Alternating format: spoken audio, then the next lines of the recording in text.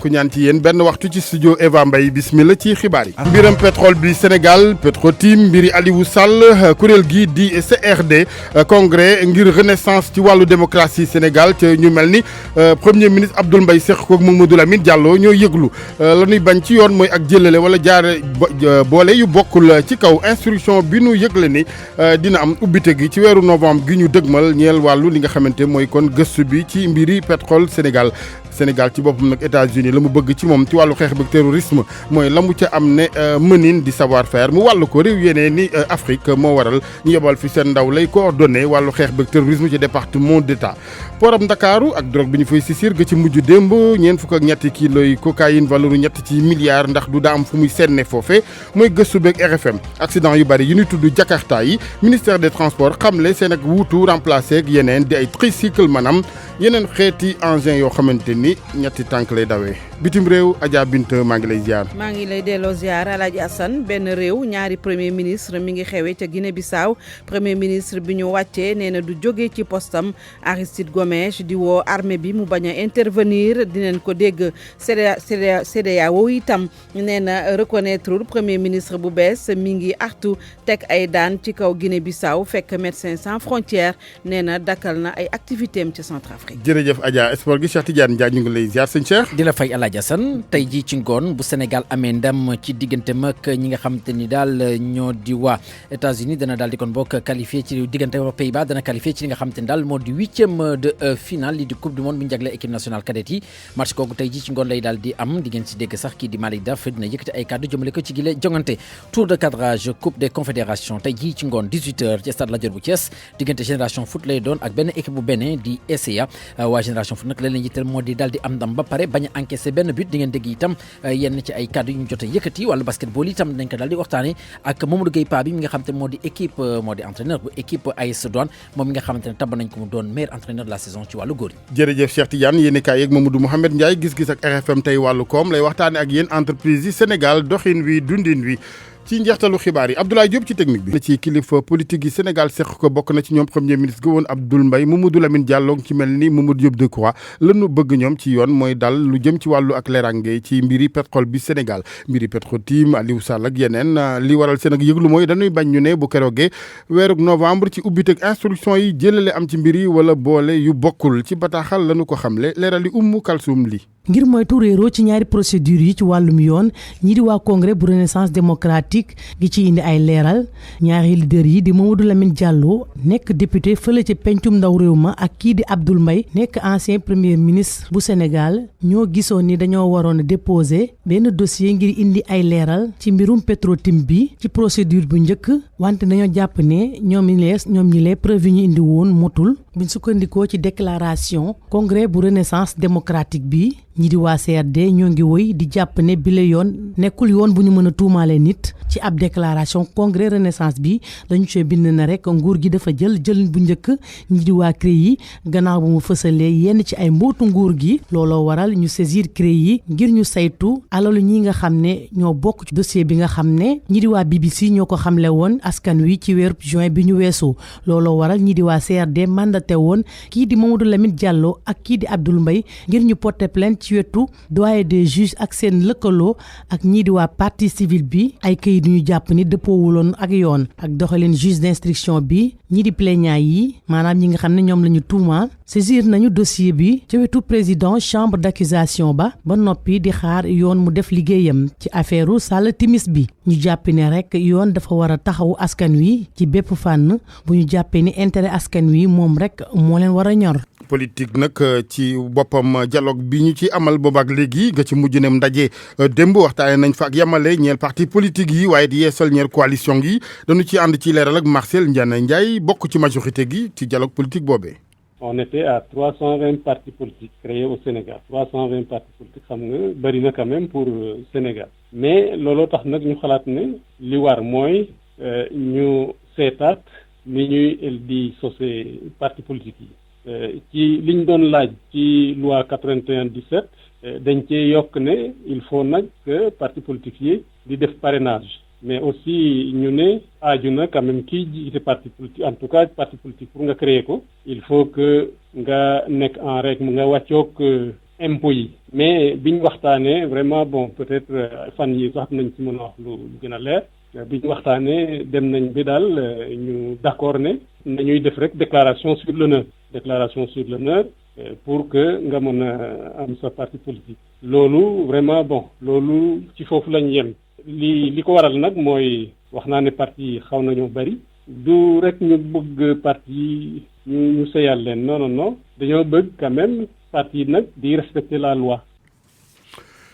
autis di néewub tout tànk bu jigéen tolloon ci lu may juróom ñaari at boo xamante ni sapeur pompier yi nekkee fële ci Fatick ñoo ko daal di sempe ci teen bu nekk ci dëkk bu ñu naan Xalambaas ci commune bu Thiomby jamono yi néewub tout tànk boobee mu ngi ci hôpital régional bu Fatick tiis weneen néewub Cheikh Anta Seck ndaw la doomu Sénégal ñu koy woowee Sidi Gawane moom néew ba dina egg si ëllëg ci ngoon Sénégal di doomu Sénégal boo xamante ni ayubés ngi ñett ci ay ayubés ñu jamoon ko paaka ci Brive ca Limoges ca France mu faatu Cheikh Anta Seck dinañ ko jébal boromam ajjuma lay doon ca Daaru Salaam. ak RFM kumpa jeex na.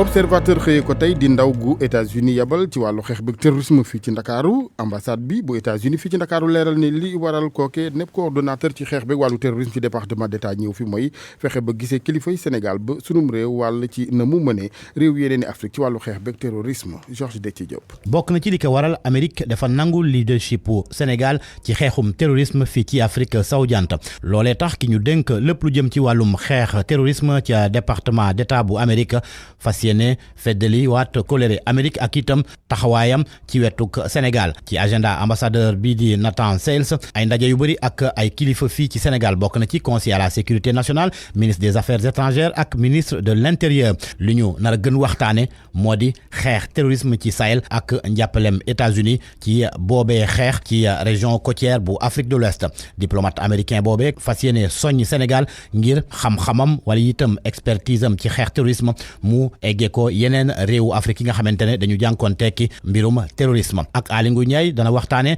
li ñaari réew yi Amérique ak Sénégal bàyyee xel jëmale ko ci kaaraange gi ak itam ni terroristes yi di déplacé woo ak itam yeneen i jumtukaay yi nga xamante ne ñu ngi koy jëfandikoo ngir gën di xool terroristes yi yan mooy seeni jaar-jaar ak itam weccalante lépp lu jëm ci wàllu information ci communiqué bi nga xamante ne ambassade des États-Unis eggee nañ ñu ko ñu ne diplomate bii di Nathan Sales dana dem visiter ji AIBD aéroport boobee nga xamante ne yàggut États-Unis di leen jàppale ci ay équipement ci point de contrôle yu passage yi bokk na ci li waral demam foofu ci AIBD aéroport bi ay vol dañu fay jóge dem directement États-Unis waaye li ñu war a gën a bàyyi xel itam moo di visite bi dafa am jamono ji nga xamante ne Burkina Faso ak Mali saa su ne dañuy jànkonteeki congu terroriste Niger itam kenn demul mu des leneen fan yi ñu weesu jàpp nañ fii ci Sénégal ab nit gi nga xamante ne dañu jàpp ne ci organisation terroriste bii di Daesh la bokk. jërëjëf Georges ay yoon ñuy jàpp ñu bëggoon rawalay drogue ci port ab Ndakaaru gin ci mujj gàntal ci taxawaayu douane bu Sénégal démb ñeent fukk ak ñetti kilos yi cocaïne valeur ñett ci milliards laaj bi mooy mbaadu daa am fu muy senne yëf ya ci port dem ba gën a sori neb laaj mbaadu Sénégal day mujj doon ab célébé yoon ci wàllu trafic gi ñeel drogue bi Afrique sowu jant gëstub Nafissatou Sylla suñu zone maritime dafa mel ni léegi ab tame bu bënn ci lu soxal drogue bi ñu war ci am nag taxaw seetlu ngir xam li ni mel lan moo ko waral. lépp li nga xam ni dafa nekk ci géej dafa di lu am importance pour ñuy trafiquer drogue yi parce que drogue daf fay jaar ndax engin gaal yi fay dugg ndax nit yi fay liggéey ndax bagage yi fay dugg loolu yëpp dafay favoriser circulation drogue pooru Dakar donc nécessairement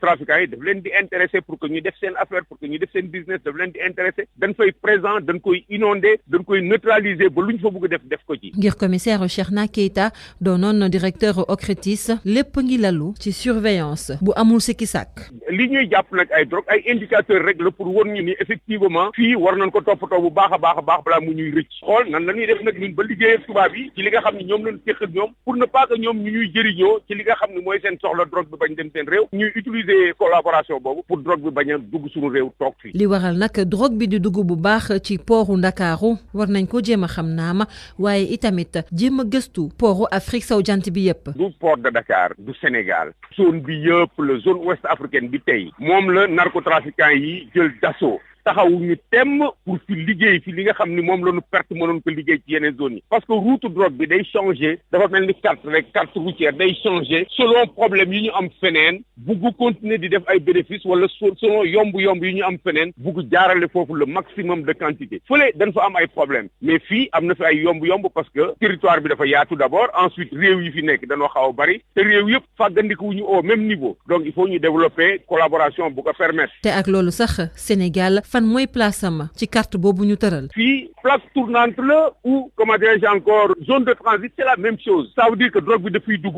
mais tamit dafay génne c'est la même chose li ñu war a def mooy xam suñu problème lan la ci drogue bi xam suñu situation lan la xam point vulnérabilité bi fan la nekk fi mu sooxee ñu xam fan la ñu jëm ci apporter ay réponses. ak nu mu mënti demee taxaw seetlu itamit war nañ ko def ci réseau narcotrafiquant yi nga xamante ne amaana sax ci réew mi la ñu dëkk wala ñu dëkk ci réew yi nekk ci pegg bi. Nafisatu jërëjëf ñu waxtaanee accident yi nga xamante day rotali bakkan ñu ci faral di tudd Jakarta yi ci mujj démb ci ñaari bërëb yu wuute Mbour ak Ziguinchor ñoom ñooñu dawali Jakarta fu ci mel ni Fatick nangu nañu ne am nañu wàll ci mbir mi bokk na ci li ko waral léeg-léeg ñàkk a xam luy code de la route ak it wàllu xelu gi di vitesse yi Fatick Aminata Goudiaby. damay daw nang quoi teg naa ko ci yoon daal damay xool ni may defee ndax xam naa li ma bay quoi responsable la. Diène Diouf ab jañaxmaan la ci Fatick nag noonu la ñuy woowee ñi nga xam ne ñoom ñooy dawal moto yi moom Diène nag bu fekkee ni dafa responsable di dawal correctement ñu bëri ci ay moromam fekku leen ci ndaxte Ndiaye nag moom war naa am du tolloog fanweeri at nee na mi ngi ci secteur dawal moto gi boobaak léegi def ñaari at waaye ñi nga xam ne noonu la ñenn ñi di comporté woo neexu ko dara. mais bu dee ki nga xamante nag respecté wut fu ko neex mu jaar fu ko neex mu aw te daw xël vitesse te vitesse moom la muy jur musiba la soit nga yàqu weñ bi yàqu wala boo yàquwul itam ñu yóbbu foofa cimetière rek dawal koto moto yi dañoo war a gën a gëstu code de la route respecté ko surtout loolu. moromam bi nag accident yi ñuy faral di nemmeeku muy laal moto Jakarta yi daf koy métti loolu Mamadou Sarr moom itam di ab chauffeur di wax ne ñoom ci boppam lii ñuy indil seen bopp musiba. waaw accident yi moom lu muy am bari na trop ci moto yi. daw bu métti bi rek. ba moto yi moom am na ñoo xamante ne duñu daw ndànk respecté wuñ code de la route. yenn saa yi da ngay daw di daw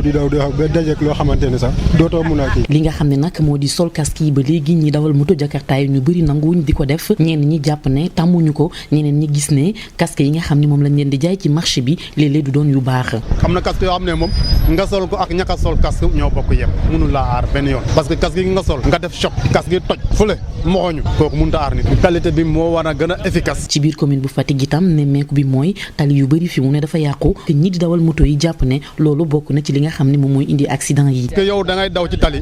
di moytu kàmb kële ñëw daw si di moytu kàmb ba ngeen daje. Aminata Goudiaby Fatick RFM. Aminata yooyu Jakarta nguur gu Sénégal jaar ci ministère des transports mbébét gi mooy jëlee ko fii wu daal di fa teg yeneen yoo xamante ni bi yoon ñetti tànk lay dawee muy tricycle leerali directeur des transports Cheikh Oumar Gueye ak Hadj Ndiogou Diène. ci fukki at yi ñu génn phénomène Jakarta dafa développé lu bare lool ci Sénégal loolu dem ba nga xam ni mu doon réalité ba nga xam ni kenn mënatu ko nëbb léegi ñaari mbir mën a am benn bi mooy li fi nekk gum nga jëm ko réglementé mooy nga teg condition yi nga xam ni moto bi noonu la war a mel ak ki koy dawal mooy maanaam mu am këyit yi ci war yëpp am assurance ba ki koy dawal am permis bi mu yellool ba pare am ay équipement lu mel ne ay casque de sécurité yu ñuy demee loolu la arrêté bi nga xam ni moom la ñu jël en 2012 donc réglementé ce secteur là maintenant xam nañ ñu aussi du moyen de transport ba nga xam ni wóor na parce que ñaari roue wax dëgg yàlla bu la felee sax nga daanu wala boo amee sax benn défaut de maîtrise sax nga daanu indi ay jéyi loolu lu ñuy constaté en milieu urbain lu ci bari ci biir réewum taax yi la léegi nag état projet yi mu am donc di ko doxal ci ministère infrastructure des infrastructures transport terrestre et des encadrements ak au niveau du ministère donc de la formation professionnelle ñu liggéey ak l'association des Jakartaman noonu lañu ko tuddee du Sénégal ci projet renouvellement donc de ce remplacement effectivement de ces Jakarta là par des ñu remplacer leen par ay tricycle mooy xeet oto yi nga xam ne ñetti roues lay am donc oto la rek daanaka ñetti roues lay am waaye daanaka moo gën a wóor fu lool moo gën a wóor bu baax d'ailleurs donc mbirum Jakarta yi te dina permettre accident yu mortel yooyu ñuy am mu wàññeeku bu baax bu mënul jeexit mu wàññeeku bu baax dañ fi nar jël Jakarta yi loolu mooy principe. directeur des transports Cheikh Oumar Gueye ci loolee nepp tolluwaay ñeel Jakarta yi Cheikh Anta Diop moom bu ko dara jaral yanu yooyee Jakarta wutali Tiwaawoon ak gàmmu gi grand bu baakudul fekkee faf ma nga fa woon nag ab diira ngi Cheikh Anta jaabante gi Thiès Tiwaawan ngir waajal gi bésub ngën gi mbindeef rasulullahi sallallahu alayhi wa sallam waaye it wooteeb sëñ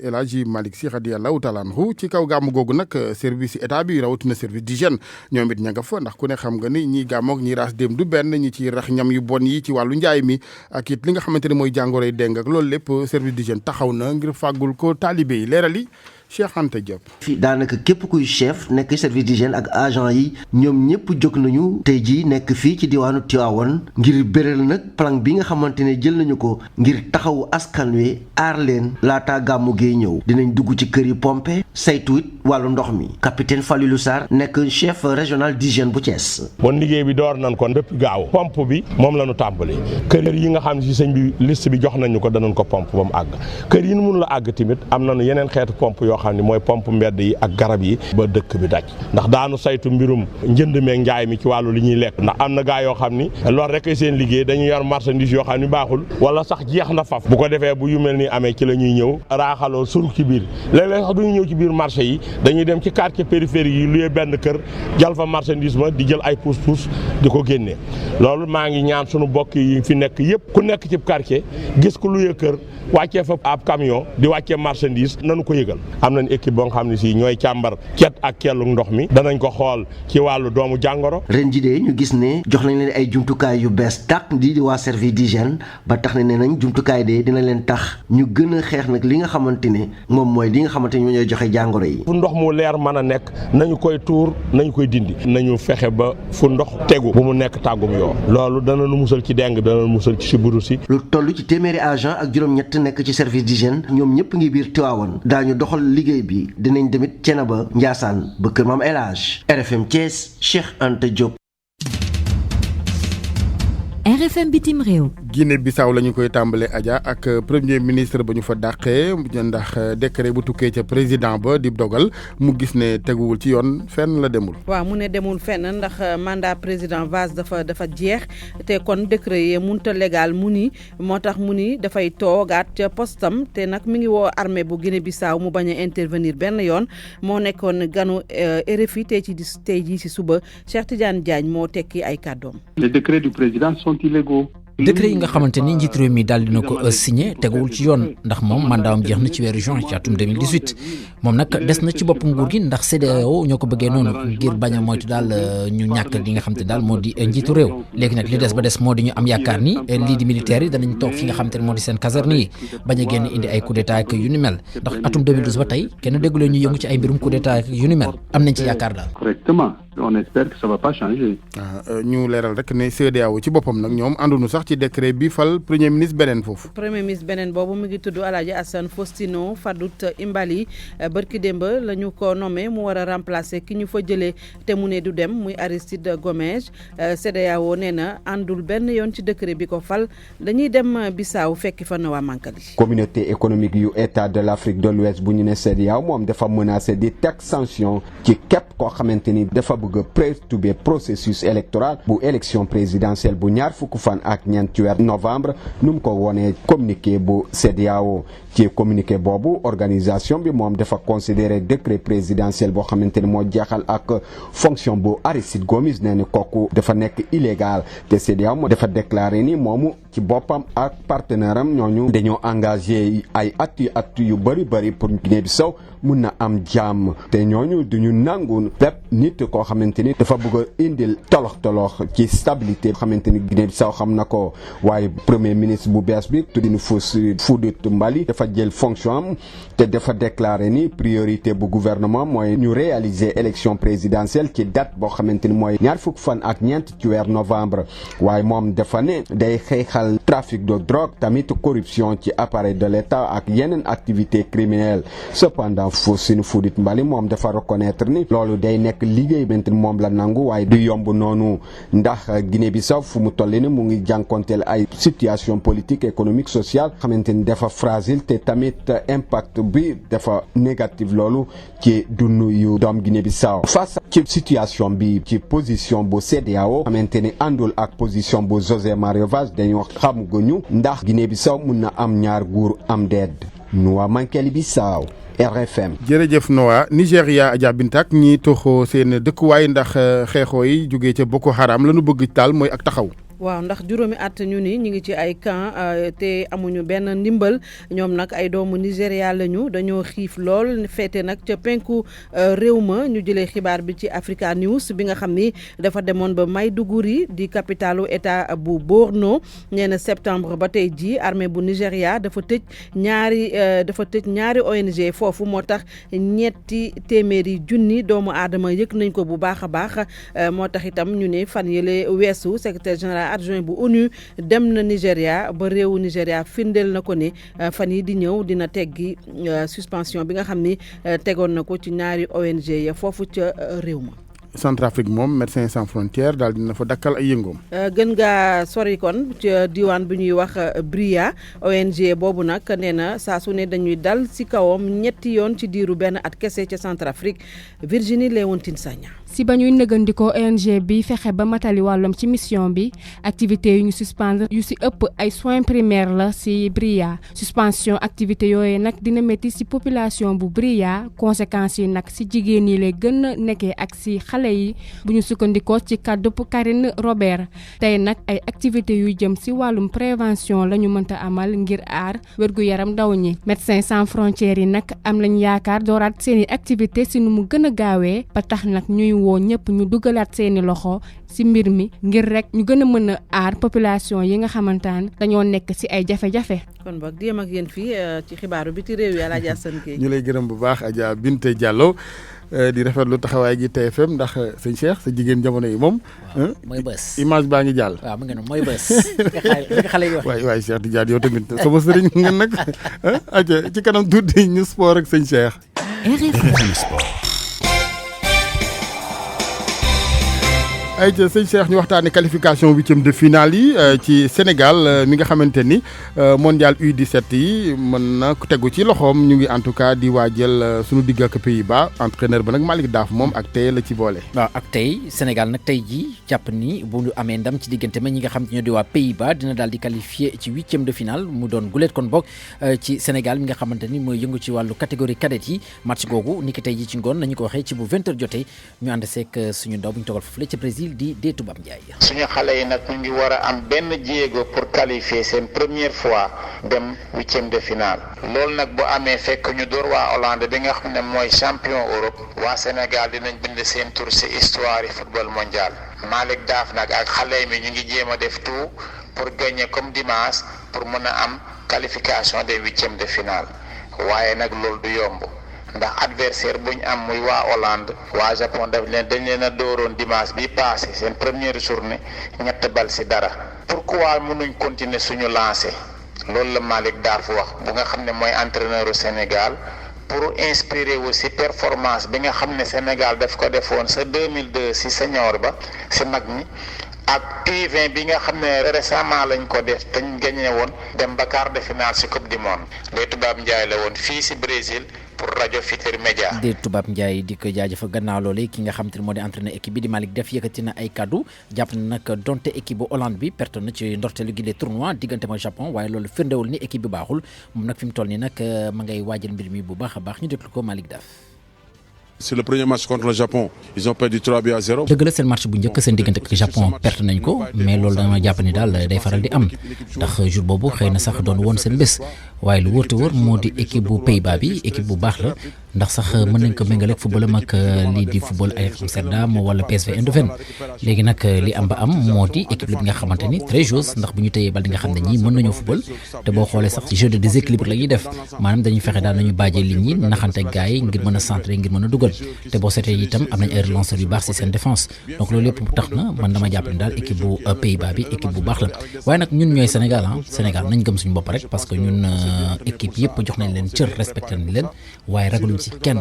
ñun nag li war suñu diggante ak équipe yi danañ ko def ngir fexe nu ñu amee ndam ndax suñu yoon lañu nekk. Parce que nous comme je dis, on respecte toutes les équipes, mais on a peur de personne. fàttali nag Sénégal tey jii mën naa feelu équipe bu Angola ak Nigéria doon ñaari équipe bu Afrique yu njëkk a qualifié ci wàllu 8e de finale coupe du monde googu li nga xamante ni ñu ngi koy amal ca Brésil Aladji Assane. ñu waxtaanee coupe des confédérations génération foot ak SCA équipe ba beneen la tey ci ngoon la ñu bëgg ñoom génération foot mooy assuré fii ci seen réew. waaw tey jii ci ngoon ci bu 18h jotee ci stade Lat Dior bu Thiès lay daal di doon équipe bu SCA boobu mën nañ ko méngale sax école nationale d' administration bu Sénégal di ENA ndax ay daanaka ay universitaire lañu. leneen li nga xam te daal mën nañ ko wax moo di équipe génération foot seen bébét moo di fexe ba am ndam ba pare bañ a encaissé ngir mën a voyager tranquillement ci match retour bi loolu nag moo di kaddu seen entraîneur di Djibi Fall mi nga xamante ne jote ngeen ko dégg si suñu yeneen i jotaayu xibaar ñu daal di wax ci jafe-jafe bi nga xamante ne daal nemmeeku nañ ko ci wàllum jumtukaay tàggat yaram état bu Sénégal nag fi mu toll nii ma ngay def kéem kàttanam ngir fexe kon bokk nu mu saafara lu ni mel ndorteel gi sax maanaam ak li jëm ci Dakar Arena ak yeneen jumtukaay yi nga xamante ne tabax nañ ko ba pare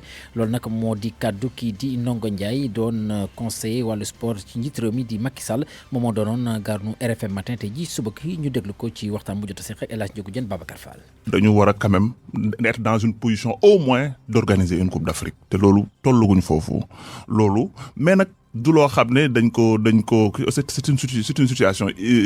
qu'on a hérité et qu'on doit et qu'on est en train de solutionner loolu président Macky Sall promettre na un stade olympique à Diamniadio ci ñu ngi ci procédure bu yegg ak jàmm réew moom du loo xam ne da ngay am yéene rek ñëw teg xeer wa daal di jël xaalis bi def ci loolu réew du doxee noonu. kon nag boo dee kilifa da ngay xam li ngay wax. non mais boo ko non dinaa teg xeer te tegoo xeer wa. musu kañ la waxoon ne la koy teg xeer wa ban bis la ko waxoon. Ndiogou août 2019 la ñu waxoon. en tout cas loolu yaa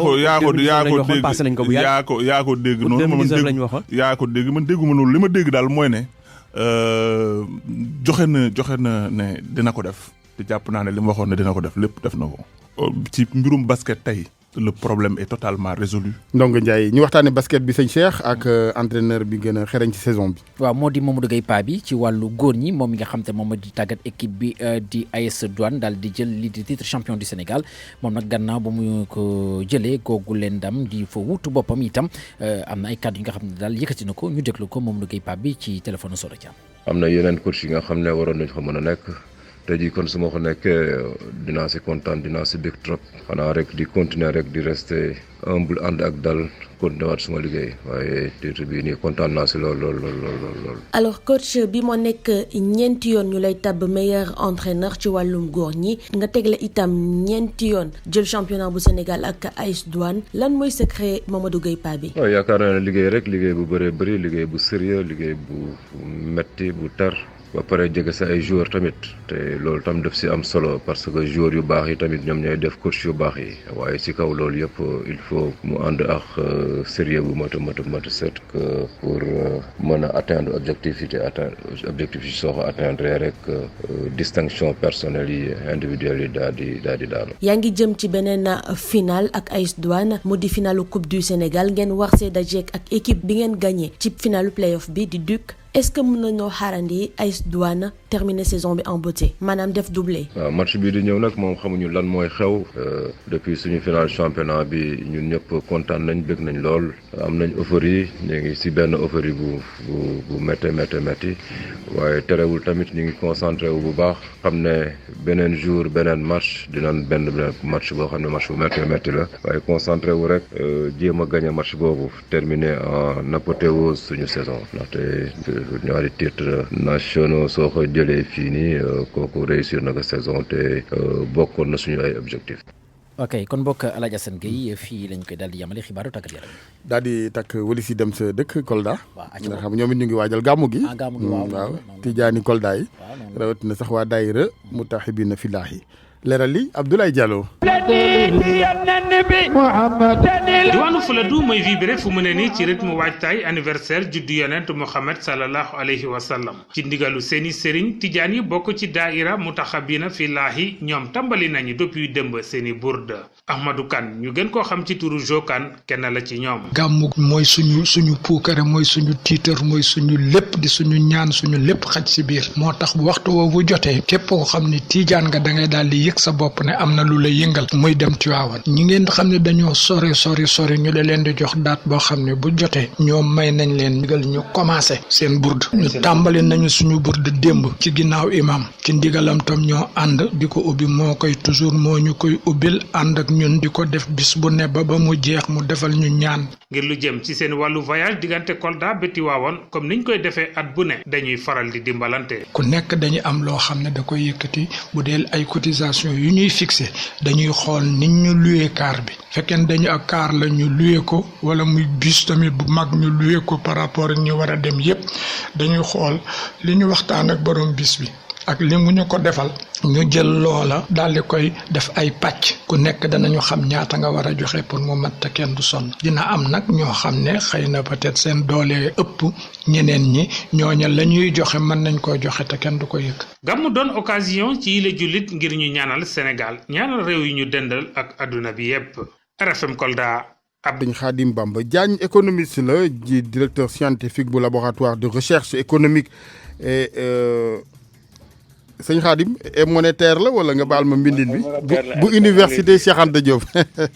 sëñ Diagne maa ngi lay ziar. ñu ngi it ak sëñ Babacar Diop chef d'entreprise la bokk ci conseil d'administration bu CNES di mbootaayug njaatige këru liggéeyukaay maanaam confédération nationale des employeurs du Sénégal sëñ Diop ñu ngi lay nuyu. ñu ngi lay nuyu El Hadj Assane. ma tàmbaleeg yow laata njàngatug économiste bi entreprise yi nu wér gi yaram gi tëddee Sénégal jamono yi lan mooy xat-xat yi. xat-xat kay xam ngeen ko métti na lool parce que mbirum entreprise moom li ci nekk mooy da ngay liggéey. ñu war laa fay. yow it nga war a fay impôt. war a fay yeneen charge war a fay say employé war a fay say fournisseur ak yooyu. banque yi it yaa leen yoreel yaa fa jël nga war leen a fay. waaw yooyu yëpp nag bu dajee ki la liggéeyloo moom nga liggéey lépp ca banque ba liggéey lépp ca banque ba avance fournisseur lépp ca banque ba avance say ouvrier nga dem ba ci biir ci BTP bi nga xam ne ci laay liggéey bâtiment nga dem ba ci biir des fois avance bi ñu la war a jox sax du yegg si te fekk na joxe nga la ca war yëpp yow avance ba di xaar 3 wala 6 mois nga dem liggéey boo liggéey aussi def li ñuy wax décompte maanaam déposer facture pour ñu fay la facture boobu aussi du ñëw bu yàggee lan mooy am banque bi la daan suqali day taxaw ne la kat li ma la waxoon naa la mun ngaa dem ba nangam dépassé nga ko yow mënatuma laa jox léegi luy am doo am fournisseur bi dootu la nangoo jox ouvrier bi ne la fayoo ma dem ci rajo yi moom it di wax nga toog nag chantier ba taxaw ñu ne entreprise sénégalais yi ne ñoom duñu liggéey mënuñoo liggéey seen liggéey baaxul parce que duñ terminer chantier yi demeewul noonu lii mooy indi problème yi lii moo koy indi beneen bi ci desit mooy industrie bi ñiy def petite industrie yeeg yooyu yëpp di góorgóorlu jël seen xaalis wala leb banque ba defar ay industrie teg mais bu ko defee la ñuy defar ñu dem indi importé yoo xam ne ñoo gën a yomb fuuf parce que dëkk yañ koy defee ñoo gën a yomb ña ko fi indi am na neneen ni ñuy jaaree indi ko fi bu ko defee yow boo nee sama yëf dina jar 200 300 keneen ñëw jaayee 50 francs mais noo ciy génne lii mooy dañ lay rey lii mooy protection ngay bëgg doonte nag léeg-léeg aussi xam nga yenn yu ñuy signé ne ay ak yoonal ci wàllu jënd ak njaay muy Afrique sowu jant di léeg-léeg ci àddina mooy tënk kilifa yi ba du nu mën a def protectionnisme boobu ngay bëgg mais xam nga tam fii courant bi li ñuy jaayee munoo ko wàññi loolu lañ lay jaayee li ñuy fayu nit ñi bu ñu defee texte ne ouvrier bi lii la war a fayu wala keneen ki loolu nga ko war a fay boo ko fayul mu dem inspection travail ne fayoo ko soo paree sa affaire bi ngay jaay lii lay war a jar doonte sax marché ba mën nga ko wàññi waaye lii lay jar waaw bu fekkee la muy jar la ñeneen dañuy indi loo xam ne ñoom lañ ñuy jaayee moo gën a yomb fuuf loolu yow lan nga doon ban intérêt nga def ci am intérêt nga am ci def industrie loolu rek mooy problème bi xel nangu ko dañu waroon indi benn réglementation ci li ñu war a jaayee waaw wala ñu tëj kàpp benn yoon nga bëgg yow ñu bàyyi ba ñu ne fii jaral en tout cas li ñu dama ne man de dama ragal ne li ñuy defaree fii soo ko protégé ba mu baax ba nga xam ne baax na seet nga ne aussi ñun ñii koy def li ñu sant def nañ ko ba mu baax am na nag tuuti protection da ngay xaw a wàññi fañ koy jële pour ñi mën a jaay bu ñuy jaayee ba seen affaire gën a prospère nga ne leen nag seen objectif na ngeen fexe bu mel ni ñee mais mul mel ni ñee nag foog facteur production yëpp yem ak ñële te ñëlay seeni état daf leen di jàppale di leen dimbali. te buñ jaralee dem ak seeni bénéfice bi moom ñoom dañuy yóbbu. voilà beneen bi ala Assane mooy travaux yu mag yi ñuy wax toujours xam nga dañuy wax toujours ne Turquie yi terminé nañ chinois yi terminé nañ mais est-ce que xam nga ne ñooñu kenn fayewu leen fii seen dëkk ba lañ leen di fayee liñ fiy indi rek mooy li ñuy fayee ouvrier yi loolu rek la foofu it nañ dimbali entreprise yi bu ñu leen joxee liggéey ñu ne leen bu ñu lay jox marché bi ne la na nga jël ay entreprise sénégalaise ñaar wala ñett dañuy bokk ci contrat bi di ci liggéey xam li ngay liggéey lan la matériel bi ñu xam ko ni mu ko liggéeyee nan loolu lay wax transfert de technologie pour que bu waa ji demee man ëllëg ma mun koo def. xam-xam bi des fi très bien. xam-xam bi des fi voilà loolu daal mooy problème yi xaw a am. bien que nag état mu ngi góorgóorlu. parce que nag accompagnement bi am na. waaye nag environnement bi mooy problème. donte yéen it war ngeen a góorgóorlu ci liggéey bi it ak finesse beeg délai yi ak vraiment waaw. d'accord naa ak yow délai yi. ñun war nañ ci góorgóorlu mais problème bi ñuy am. mooy kële xam nga nee naa dëkkam lañ koy fay. matériel am yëpp am na ko fa ji jàppale ko mu ñëw. mais yow kenn jàppalewu la. mais yow banque bi nga leb kenn fayu la. moom bu ñu ko fayul xëy na banque am ya ca dëkkam ak yooyu yëpp dinañ ko wóolu wala état am jàppale ko. yow bu ñu la fayul ba nga taxaw nooy avancé. nooy respecté délai. jërëjëf sëñ Diop ba ci kanam waaw. ba ci kanam sëñ Khadim boo dégloo li borom entreprise bi wax lan ngay wax ci santé économique bu entreprise Sénégal. wax dëgg yàlla métti na trop parce que ñun d'habitude pays ñàkk yi. dañoo jublu étranger dañoo jublu ci biti lool dañu def ni projet yi boo xoolee Sénégal projet yu mag yëpp yu ngand yëpp entreprise yu mag yu nekk étranger ñoo koy gagné. léegi nag xam nga réew. ce qui n'est pas anormal wala parce que aussi ni nga ko waxee léeg-léeg moyens yu les gros moyens ñooñee koy gën a yor xëy na leneen nga ci bëgg waaye. mais xam nga état. boo yoree état yow sax bu ku yor kër. kër moom lépp priorité la. mais borom kër day mettre de l'ordre dans ses priorités. mettre de l'ordre dans ses priorités mooy tax nga xool ne man kat am na loo xamante ni mënta ñàkk ci réew xam nga réew li ci ëpp solo. Assane li ci ëpp solo. mooy nga fexe ba am bien-être social nekk priorité ci réew mi. nit ñi di faju nit ñi di lekk lu baax nit ñi di seen doom di jàngee ci école yu baax mais ñun ñëpp ku ci delloon tey école ba nga doon jàngee na nga ko bàyyoon noonu nga koy fekk te nit ñi yokk nañ 2 wala 3. yooyu nag yooyu la ay liggéey la yoo xamante ni suñu entreprise secteur privé national mën nañ ko def. parce que amul benn dëkk ci àdduna bu dul protéger secteur privé national am. xoolal président France ni mu toll.